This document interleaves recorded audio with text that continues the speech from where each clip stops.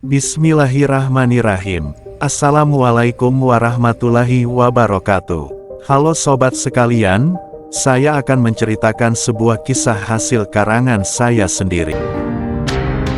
Ya sudah, mari kita lanjutkan kontennya sobat. Diceritakan, Irwan adalah seorang pemuda yang sudah berumur dari keluarga sederhana yang berada di suatu kampung yang terletak di Jawa Barat.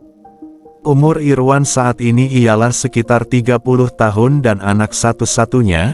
Bisa dibilang si Irwan ini bujang lapuk atau epik abadi. Keseharian Irwan membantu orang tuanya bertani, karena mayoritas di kampungnya si Irwan ialah petani. Sosok Irwan yang dikenal oleh masyarakat, ialah seorang yang rajin, dan selalu patuh kepada orang tuanya. Namun ada kebiasaan Irwan sering ia lakukan, yaitu membolongi sabun mandi tetangga. Gak gitu juga sobat, hehehe.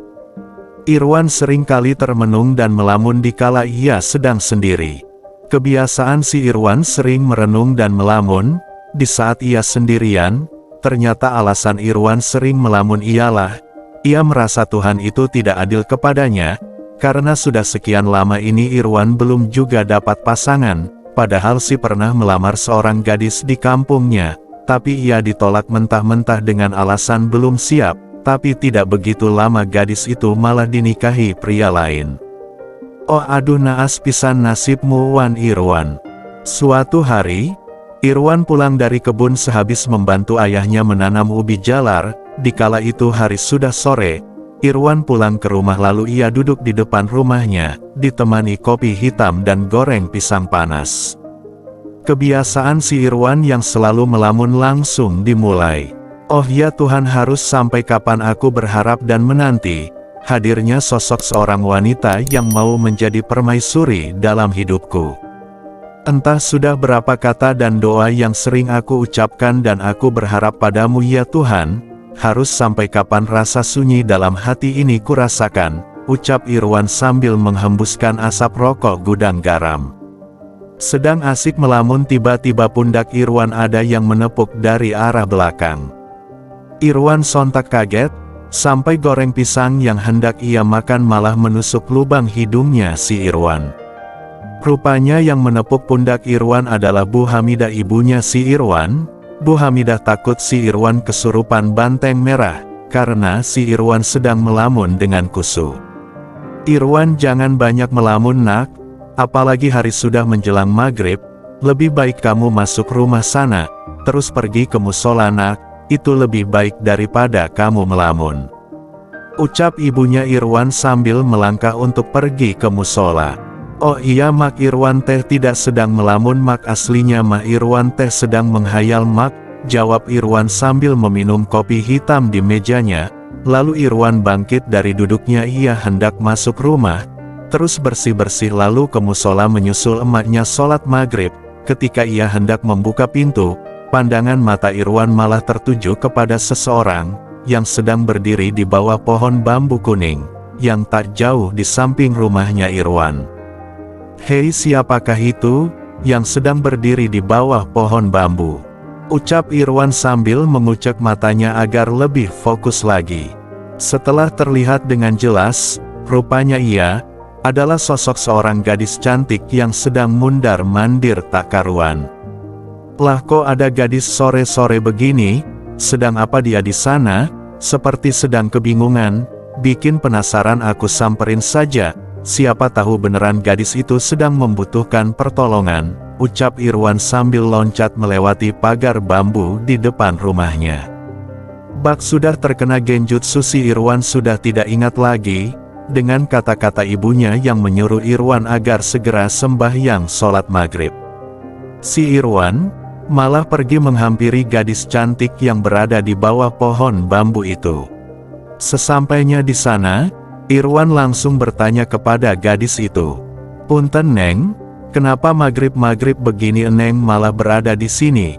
Apakah Neng sedang kebingungan? Bilang saja sama Irwan Neng. Gak apa-apa, Irwan siap menolong dengan senang hati, jika benar Neng sedang membutuhkan pertolongan. Dengan senyumannya yang manis, gadis itu merasa sangat senang, Dengan kedatangannya Irwan, karena ia juga sebenarnya sedang mencari seseorang untuk ia minta pertolongan. Tapi bohong, sebenarnya ada maksud lain dari gadis itu. Sabar ya sobat, kita lanjutkan ceritanya. Terima kasih sudah mau menghampiri Neng. Kebetulan sekali Neng sedang menunggu seseorang untuk Neng minta pertolongan. Sebenarnya Neng sedang bingung, Neng tersesat lupa arah untuk pulang. Niatnya cuma cari angin segar dan menikmati pemandangan. Neng malah nyasar ke sini. Apalagi hari sudah mulai gelap, Neng takut sekali. Dari tadi jalan mundar-mandir, Neng merasa bingung harus bagaimana. Ganteng, mau kan menolong Neng? Tanya gadis itu sambil melirik ke arah Irwan dengan bahasa dan tubuhnya yang meliuk-liuk bak siluman ular putih. Dibilang tampan oleh gadis itu, hidung si Irwan langsung terbang ke langit sampai menembus ultiin. Emang dasar jomblo abadi, dipuji sedikit saja sudah merasa senang 7 turunan. Ternyata Neng bukan orang kampung di sini ya. Pantesan merasa asing dengan penampilan Neng dan wajah Neng yang sangat cantik dan anggun. Soalnya gadis di sini hitam-hitam, tidak ada yang secantik bidadari seperti Neng ini, jawab si Irwan. Ya sudah atuh Neng, sini antar pulang, pokoknya dijamin sama Irwan Neng selamat sampai rumah. Singkat cerita, Irwan sudah mulai berjalan meninggalkan rumahnya. Andai saja Tuhan memberikan aku jodoh seperti gadis ini, oh sungguh sangat senang hatiku ini, ucap Irwan dalam hatinya. Waktu kian berlalu, tiba-tiba dari kejauhan Irwan melihat sebuah rumah, dan tiba-tiba si gadis itu berteriak, "Hori-hori, akhirnya Neng pulang ke rumah juga." Rupanya rumah itu adalah rumah si gadis. Oh iya sobat, kita sebut saja nama gadis itu Ayu. Ayu langsung bilang ke Irwan, itu rumah Ayu sudah dekat. Mungkin kedua orang tua Ayu juga sudah sangat khawatir. Nanti Ayu bakal kenalin ke orang tua Ayu. Pasti mereka senang dengan karena sudah menolong Ayu untuk pulang ke rumah. Si Irwan pun merasa lega. Iya atau Neng juga senang Neng bisa berkumpul lagi bersama keluarga. Sesampainya di rumah Ayu, Irwan dan Ayu langsung disambut oleh ayahnya Ayu. Yang benar saja ayahnya Ayu begitu panik karena Ayu belum juga pulang ke rumah. Ayahnya Ayu sangat senang sekali melihat anaknya kembali dengan keadaan selamat. Neng gelis, Mama sudah sangat khawatir sama kamu, karena Neng belum pulang-pulang. Mama suruh pamanmu untuk mencari tapi ia belum pulang juga sampai sekarang. Tapi Mama bersyukur Ayu sekarang sudah berada di rumah lagi. Oh iya Neng, siapakah pemuda yang bersamamu ini? Kenapa Neng bawa pulang ke rumah? Apakah mau Neng jadiin piaraan? Kebetulan kambing piaraan kita meninggal akibat kebanyakan makan uang rakyat, ucap ayahnya Ayu bertanya. Kacau sekali hatinya Irwan, kayaknya kalau beneran ayahnya Ayu bilang seperti itu, bisa-bisa langsung demam tinggi akibat tersambar petir kakek Zeus. Ayu lalu menceritakan awal mula ia bisa bertemu dengan Irwan, dan Ayu menceritakan bahwa Irwan ini yang sudah menolongnya. Ya sudah, cepat Neng mandi dulu sana, ibumu juga sedang masak di dapur, suruh ibumu masak yang banyak, karena kita kedatangan tamu. Ayu pun pamit ke Irwan untuk bersih-bersih sekaligus membantu ibunya memasak. Si Irwan pun kini sedang asik mengobrol dengan ayahnya Ayu. Tiba-tiba Ayu memanggil ayahnya, karena ibunya Ayu mau bercerita empat mata bersama ayahnya Ayu. Ayu pun kini mengobrol dengan Irwan. Irwan sangat terpesona dengan kecantikan Ayu, apalagi kini Ayu telah bersih-bersih dan rapih membuat hati Irwan berguncang bak gempa dengan kekuatan 7 skala liter. Oh sungguh indah ciptaanmu ya Tuhan, baru hari ini aku bisa bertemu dengan gadis yang sangat cantik dan baik hatinya, sungguh orang yang sangat beruntung jikalau bisa meminang gadis ini, ucap Irwan dalam hatinya. Ibu Ayu lalu memanggil Irwan dan Ayu untuk segera makan bersama di ruang tamu. Singkat cerita kini mereka sudah selesai makan-makan dan Irwan pun hendak pamit pulang. Irwan pun bilang kepada mereka bahwa ia akan pulang sekarang, dan Irwan pun berterima kasih kepada semuanya. karena sudah menjamu Irwan dengan sangat baik.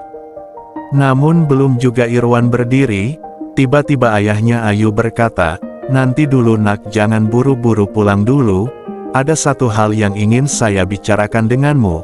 Begini nak Irwan, sebelumnya kami semua mau mengucapkan rasa terima kasih kepada nak Irwan, karena nak Irwan sudah menolong Ayu anak kami.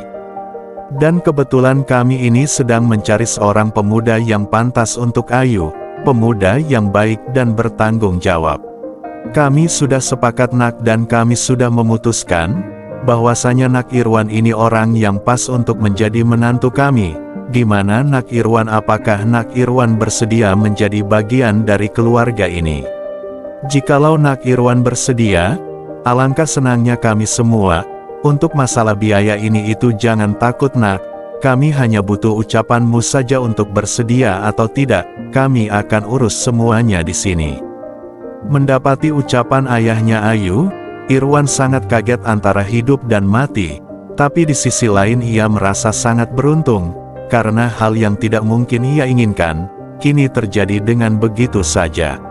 Tangan Irwan bergetar hebat, mulut Irwan serasa dilakban, tapi dalam hati Irwan berkata, "Kapan lagi aku punya kesempatan seperti ini, apalagi untuk mendampingi Ayu, gadis cantik yang baru aku kenal, tapi kini ia mau menjadi permaisuri di hati ini, mungkinkan ini buah dari harapanku yang selama ini aku impikan." Untuk kali ini Irwan teringat ibunya, ia merasa bersalah karena telah mengabaikan ibunya. Tapi di sisi lain Irwan berpikir, alangkah bahagianya pasti ibuku, karena aku bisa memiliki istri yang sangat cantik seperti bidadari, dan baik hati pula. Termenung dalam lamunannya lebih dalam lagi, tiba-tiba Irwan dikagetkan dengan suara ayahnya Ayu yang memanggil namanya. "Nak, nak Irwan." "Kenapa nak Irwan diam saja? Apakah nak Irwan tidak berkenan menjadi suami Neng Ayu?" tanya ayahnya Ayu ke Irwan. Bu, bukan begitu Pak. Sebenarnya saya merasa kaget dengan apa yang saya dengar ini. Sebenarnya semenjak pertama saya bertemu dengan Ayu, saya sudah menyukai Ayu, namun saya sadar diri, tak mungkin saya alami karena itu hanyalah mimpi saya. Malah sekarang bapaknya Ayu langsung yang meminta saya untuk meminang Ayu. "Ya sudah Pak, saya akan menjawab, saya bersedia menikah dengan Ayu," jawab Irwan. "Syukur alhamdulillah nak, jikalau nak Irwan bersedia, besok saya nikahkan nak Irwan dengan Ayu. Sekarang nak Irwan istirahat saja, simpan tenaga untuk esok," ucap ayahnya Ayu ke Irwan. Lalu Irwan pun pamit untuk istirahat, dan pandangan Irwan ke Ayu dengan perasaan tak menentu, seakan berada di alam mimpi. Ayu pun hanya bisa senyum dengan keindahan dan raut wajahnya yang sangat bahagia. Keesokan harinya, Irwan pun sudah berganti baju pengantin, dan Ayu pun sama. Hati Irwan masih tak karuan, ia masih tidak percaya apa yang sedang ia alami sekarang. Acara pernikahan Irwan dan Ayu sangat sederhana dan berjalan dengan lancar. Sampai tiba waktunya mereka kini sudah berbaring dalam satu ranjang pengantin. "Neng, apa Neng tidak salah pilih untuk menjadikan Aa sebagai seorang suami?" tanya Irwan. Ia masih tidak percaya apa yang sedang terjadi. "Tidak ada yang salah denganmu, begitupun denganku A. Sekarang kita sudah sah menjadi suami istri. Neng sangat senang sekali." Lalu Ayu memeluk Irwan. Irwan yang sudah lama jadi jomblo sabun sangat kacau tak karuan hatinya, apalagi sekarang Ayu sedang memeluk Irwan. Walaupun mereka sudah menjadi suami istri, Irwan yang perjaka menahun, kini mulai tertantang untuk memadu kasih. Dengan segala kemampuan Irwan mulai memberanikan dirinya untuk bercocok tanam malam itu juga. Saat ingin memulainya, tiba-tiba tubuh Irwan merasa dingin, padahal suasana sedang panas-panasnya. Rasa dingin itu semakin menjadi. Irwan serasa berada di kutub utara, dan ia serasa sedang memeluk balok es. Kuping Irwan mendengar suara ibunya memanggil namanya. Semakin lama suara ibunya semakin kencang, hingga kuping Irwan merasa sakit. Tak hanya suara ibunya, suara orang-orang bersolawat pun Irwan mendengarnya dengan sangat lantang. tak kuat menahan rasa dingin, tubuh Irwan lemas lalu tak sadarkan diri. Hingga akhirnya Irwan sadar, lalu ia melihat ibunya dan beberapa warga yang sedang mencemaskannya. Irwan merasa sangat kaget mengapa ibunya berada di sini. Irwan teringat istrinya Ayu yang baru ia nikahi hari itu juga. Irwan bangkit sambil berteriak memanggil Ayu, namun tiada Ayu, rumahnya pun raib bak ditelan bumi. Hai, apa yang kualami? Kemana istriku? Di mana aku sekarang? Irwan masih tidak percaya dengan apa yang sedang ia alami. Lalu Bu Halimah, ibunya Irwan, berkata, ibu dan warga sudah mencarimu selama 1 minggu nak. Ibu bersyukur hari ini kamu ditemukan di bawah Curug Putri. Irwan sontak kaget. Apa benar Bu aku ditemukan di bawah air terjun itu? Ucap Irwan sambil menunjuk ke arah air terjun itu. Iya nak, kami menemukanmu sedang berbaring di bawah air terjun. Akhirnya Irwan sadar semua yang ia alami hanyalah mimpi di saat ia tidak sadarkan diri. Dan Irwan juga sadar mengabaikan perintah Tuhan dan ibunya adalah kesalahan yang sangat fatal. Selebihnya yang Irwan alami wallahu a'lam. Oke sobat sekalian, sekian dulu video dari kami. Bila mana ada kesamaan nama, tempat, dan alur cerita kami mohon maaf. Untuk sobat sekalian yang sudah nonton video dari kami, dan sudah mengklik tombol subscribe beserta lonceng notifikasinya, kami doakan semoga sobat sekalian semua diberikan rezeki yang berlimpah, amin ya robbal alamin.